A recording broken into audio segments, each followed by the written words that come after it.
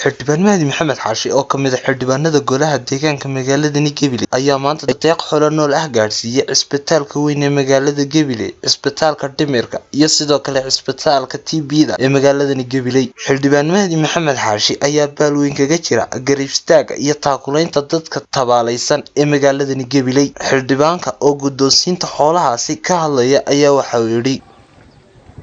aangiino dhakhtarka weyn isbitaalka dhimirka iyo dhakhtarka TB-da saddex neef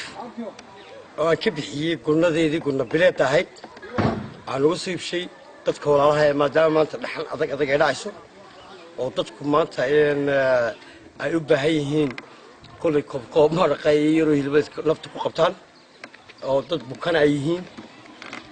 waxa weeyaan wax kasta oo garansiinta ilaahay wuxuu garansiiyay maanta inaan gurnadeedii yareed aan ugu tiro saddexdan neef awoodina waa intaa ilaahay haddii ka badiyana waa loogu soo badin doonaa waxaa markaa guddoonsiinayaa saddexdan neef maanta halkan aan imika ku guddoonsiinayo labadii dhakhtarkii dhimadka iyo cusbitalkii weynaa Gabiley ka TB-dina waxa weeye agaasmada looga baqayo waa u geyn doonaa waxaan leenahay cid kasta oo muwaadin ah oo reer Gabiley cusbitalkan cid aan iyaga ahayn uma maqna cid kastaaba waxa weeye in ay ku soo dadaasho sidii ay warmal ma noqoto irbadna ay wuxuu keen lahayd waxa yar maaha ceeb waxa weyn iyo waxa yar waa isku mid waxaan war qof kasta oo reer Gabiley qurba jooga ganacsatada cid kasta oo daneynaysa Gabiley war in ay keento wax alaal wixii ay awoodi karto waxaana deeqdaasi xoolaha kala wareegay agaasimayaasha isbitaaladaasi waxaana hadaladoodii ka mid ahaa bismillaahi raxmaani raxiim maanta oo ay bishu tahay 8 January 2017 waxaan ku sugannahay barxadda isbitaalka guud ee Gabiley waxaan aad iyo aad ugu mahadcelinayaa xildhibaan Mahdi Xaashi oo maanta waqtiga xaadirkan guddoonsiiyay isbitaalka guud isbitaalka dhimirka iyo ka TB-da saddex neef oo xoolo ah oo uu talagalay dadka walaalihiisa ee bukaantiifka ah isla markaana ay tahay waqti qabowada alxamdulillah ilaahay waa mahad leh garansiiyay maanta xildhibaankaas inuu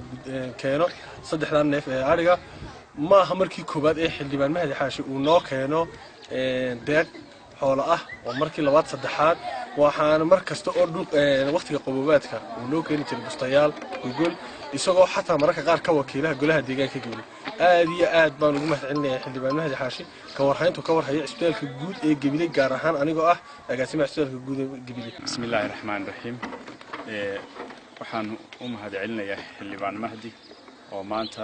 na guddoonsiiyay deeq xoolo ah dadkan bukaanadan isbitaalka dhimirka ku jiro